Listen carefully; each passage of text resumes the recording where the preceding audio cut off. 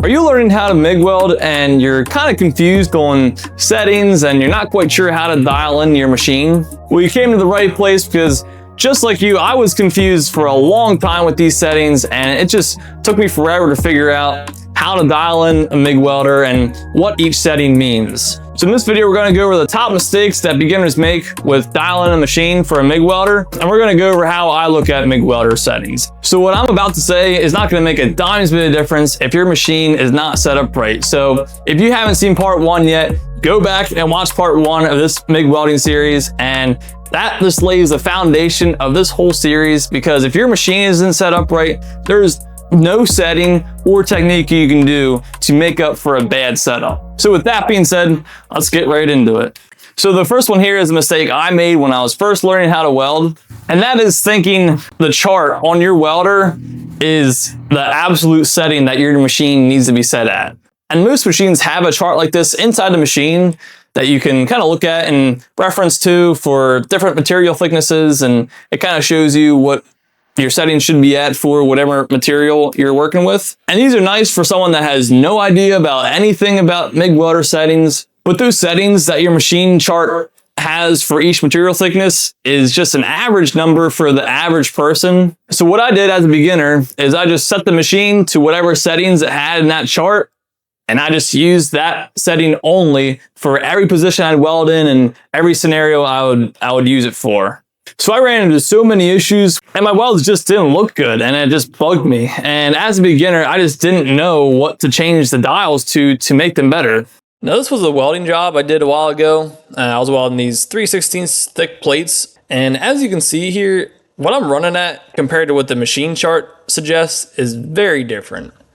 So bottom line, charts, they're okay. I know there's a lot of charts online too, like Miller has their own charts for different processes, for different material thicknesses and stuff. However, those charts just get you close. They don't get you exactly to what you need to be to dial in your machine, and it's just a rough average number. But let me go into the second mistake that I made as a beginner, and that is thinking what works for you works for me. This was a big mistake I made as a beginner, because I would just look at these guys on Instagram or YouTube, whatever, and I would see what they have their machine set at, and I'm like, all right, they're stacking absolute dimes with those settings, so that's what I need to have my machine set at. And when I tried those settings on my machine, I just couldn't get the same result, and I just couldn't figure out why.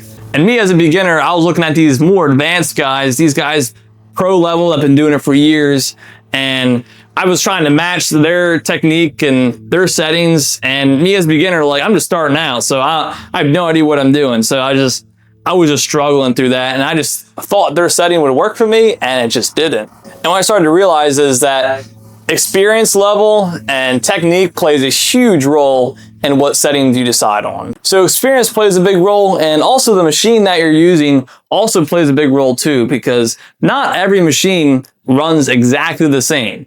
So if one guy's on a Lincoln machine and he has his dials turned to a certain voltage and a wire speed, and you go and try to copy that exact same setting on a different machine, let's say a Miller, the two machines might run a little bit differently just because they're just two different machines. Now, just like charts, what other people have their machine set at can be helpful to kind of get you narrowed down to get you close to what you want to be, but they're not going to actually help you dial in your machine. When I was a beginner, I wish somebody told me that. Now, mistake number 3 is that I see beginners make, and I made this mistake personally too when I was a beginner and first starting out. I just didn't have a good understanding of what these dials actually do. And when I was first learning, I was told wire speed is your heat. That threw me off so much. And I'll show you an example of the exact scenario that I ran into when I was first learning. When I was first learning how to weld, I got welds like this where it's like really raised up, and you can see right in the joint there, it's just not fused in, and the edges just aren't fused, and it's just, yeah, really raised up, and I feel like it should be soaked in better and more heat to make it melt into the metal better. So I'm like, well, more wire speed, right? Because wire speed equals heat. And this is what happened.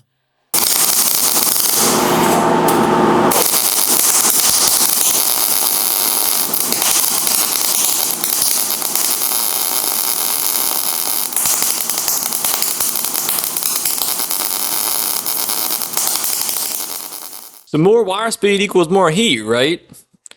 No.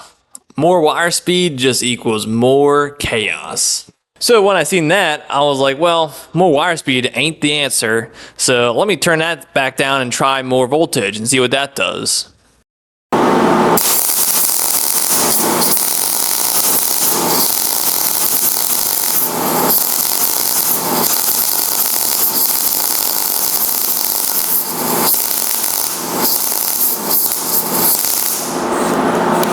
So I turned up the voltage thinking that would fix it, but you can see right at the very tip here, it is not even getting into the metal there. So it might look a little better, but it's still not penetrating that metal. Gotta turn this guy and this guy up. And we'll see how that runs. Now, no, we didn't even look at the chart yet, so we're just kind of free balling this.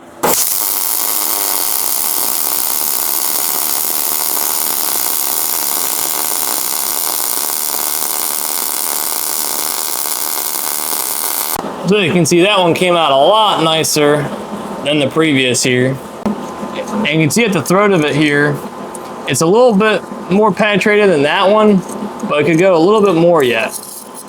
So let's crank this thing up a little bit more.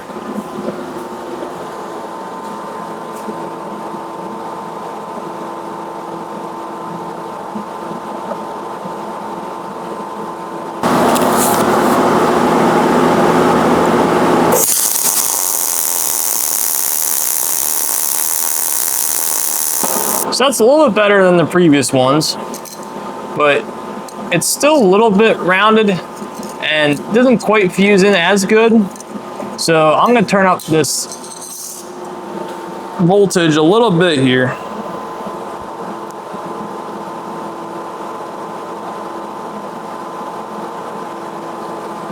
See how that runs.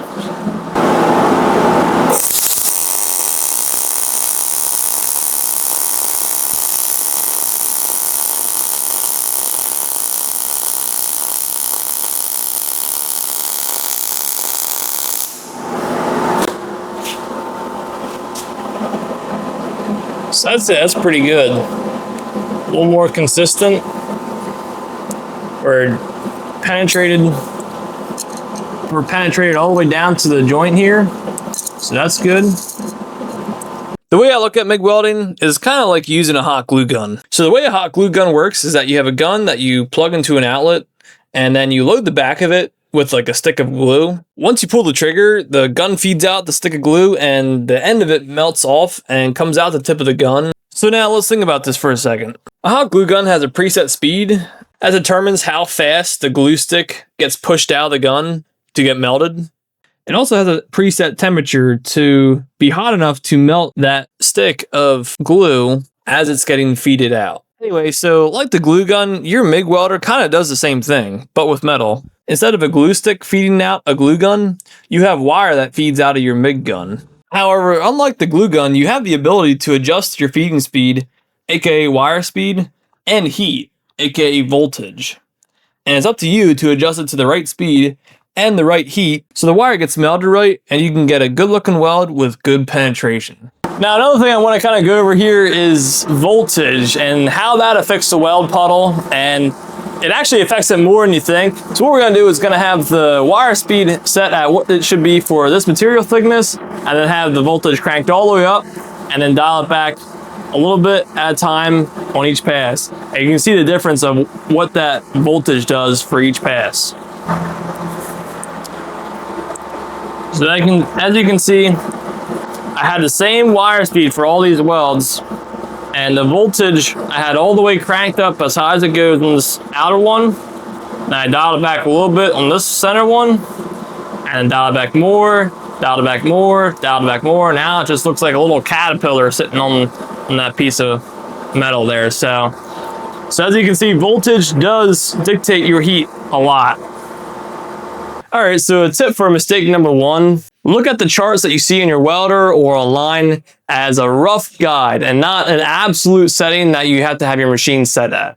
Tip for mistake number two: Don't get absolutely fixated on what settings professional welders are using or other guys are using. And like the charts, just use those as a guide too, a ballpark to kind of get you close to what you want to be. Tip for mistake number 3, wire speed does not equal heat. It's the combination of both dials being turned up that gives you that heat that you're looking for. And voltage actually does play a role in heat and what your weld bead looks like. So now that you know a little bit more about MIG welder settings, and you can kind of see that this is a very personalized thing and it's going to be different for every single person, make sure to stick around for part 3 of this MIG welder series, because that is where we're going to be diving headfirst into how to get your machine dialed in for you. And we're going to go into some different techniques as far as how to stack dimes and how to do it properly with proper fusion and penetration. So if you want to learn how to make slick welds and stack dimes and get your machine dialed in for you, make sure you stick around. So as always, if you have any questions on any part of this video or anything you want me to cover more in detail, just drop those in the comments below and I'll try to get back to you as best I can. So with that being said, hope you liked the video and we'll see you in part 3.